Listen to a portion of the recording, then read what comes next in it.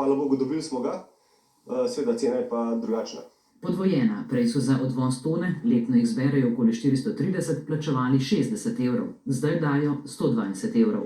Biološke odpadke zbiramo na eko-otokih. To pomeni, vsako gospodinjstvo dobi vsako leto 100 biorazgradljivih vrečk, kamor lahko seveda dvakrat na teden prinesejo svoje biološke odpadke. Opazujemo v teh kontejnerjih pa tudi kaj drugega od plastičnih vrečk, neke plenice, vse. Podobno zgodbo spomladi pričakujejo v kranjski komunali, ki letno prevzame 5400 ton bioloških odpadkov.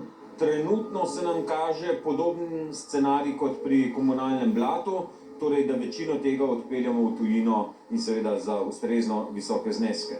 Osnovni problem je, da v Sloveniji ne obstajajo predelovalni obrati, ki bi sprejemali takšne količine bioloških odpadkov, kot jih proizvedemo. V zadnjih 50 letih ni bilo kaj veliko narejenega, odpadki pa naraščajo količinsko vsako leto. Problem pri državi, pa tudi pri ljudeh. Delamo sortirno analizo mešanih komunalnih odpadkov, vzorc, ki smo ga pridobili s terena.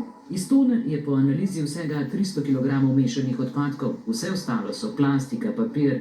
Prevladuje delež bioloških odpadkov, kuhinjskih odpadkov, pa plenice, pa tekstila. Očitno bo tudi pri smeteh treba neodgovornost plačati.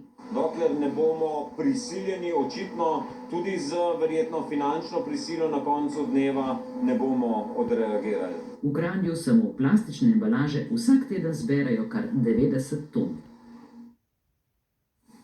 Podkraj pri Zagorju